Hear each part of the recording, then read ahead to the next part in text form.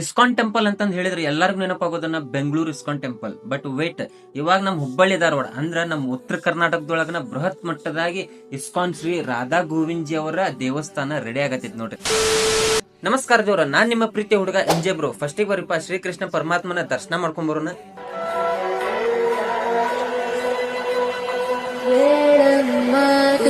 वासुदेव कृष्ण नाम है मेरा।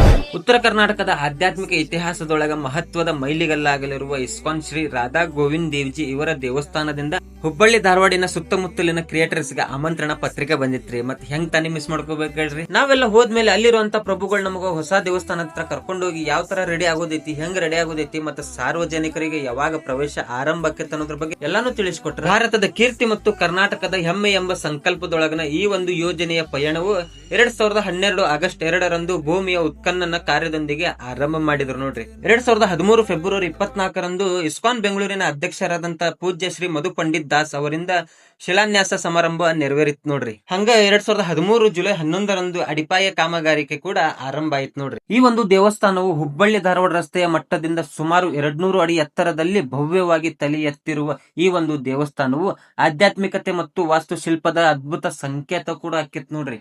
200 ಅಡಿ ಎತ್ತರ ಹೆಂಗಪ್ಪ ಅಂತಂದ್ರ, ಇವಾಗ ನೀವೇನ್ ನೋಡಾತಿರಲ್ಲ, ನಾನ್ ನಿಂತಿರೋದು 110 ಅಡಿ ಎತ್ತರದ ಮೇಲೆ. ಇಲ್ಲೇ ನೀವು ನೋಡಾಕತ್ತಿರಲ್ಲ ಖಾಲಿ ಜಾಗ, ಇಲ್ಲಿ ಬರೋದೈತ್ರಿಪ್ಪ 90 ಅಡಿ ಉದ್ದನೆಯ ಗೋಪುರ.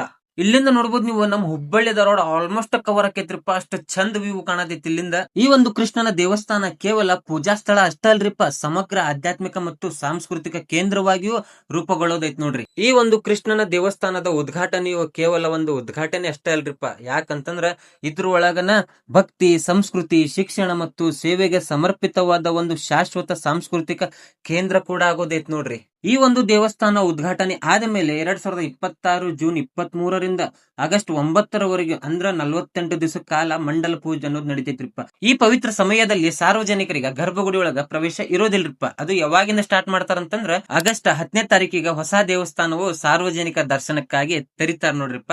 ವಿಡಿಯೋ ಹೆಂಗ ಅನಿಸ್ತಾ ಕಮೆಂಟ್ ಮುಖಾಂತರ ತಿಳಿಸ್ರಿ. ಹರೇ ಕೃಷ್ಣ, ಜೈ ಆಂಜನೇಯ.